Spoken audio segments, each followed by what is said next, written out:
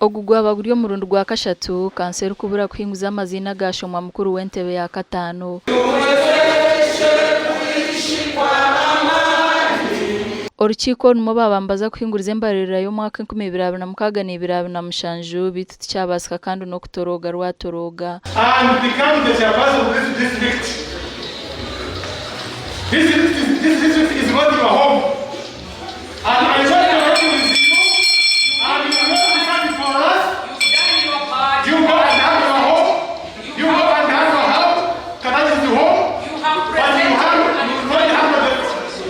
don't have this house like you have your home. Kenu twamara emyezi irengire mukaga akacikwa akamataka nako kapaka ubwire bwa buhereho so omukanso twayisamu emirundo 3 turageza ngo turaje mago mazina gabo bantu speaker ubona Leo Flavia nyina kiza kanagize muri kahendeke ngo abo bantu bari kuje kora mu kanso ya Kabare ngo njoka yetera bakunda namubuza ate njoka yabetera ndabanyakabare abakuterera karuru ejonjoka yoine nempiri nenga n'umukangeni. Amazina g'umukuru w'entebe ya katano yaronzero kushitama akacikwa karuku gabe merimo ba kansara baganga bagumize ngo areke kuba bajema. Abanyakabare abantera karuru ndabatameshitindisa munonga tindekirize mu kintu cona okukorwa umutamu yanje ubwo buciko butakarabiremo habo kuba ubwo no murimo gwanje okureta amazina kase kagashujuma kandi kagaravyamo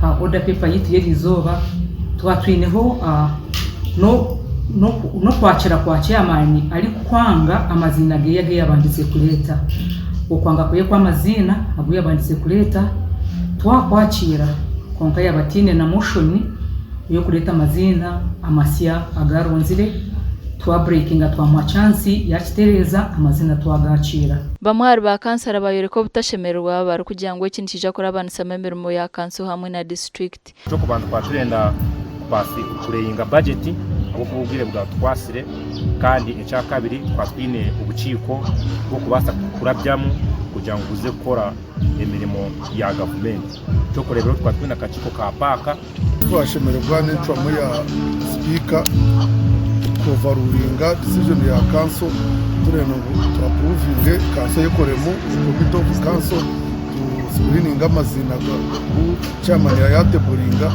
kakaciko ka paka ninga ko kubara embarira n'ishoza ya district ayeba ngo mbwenu ibyo bintu bitariho ejo kubasa kwankwa abo kuba nashemirire kubyanga kare konka nareba ngo ebi bintu ntubyetenga mbe n'amazina najya ngo nagasindika mu komiti enche abantu abake ko narebo councilors abake abo kongera bakareba nangwa n'eshitariho bayenda bakakisrotingi nabo burunje bwa district kugira ngo amazina gabase kushobashoborokamu amakuru agasha kwa Nelson ahimsiwe.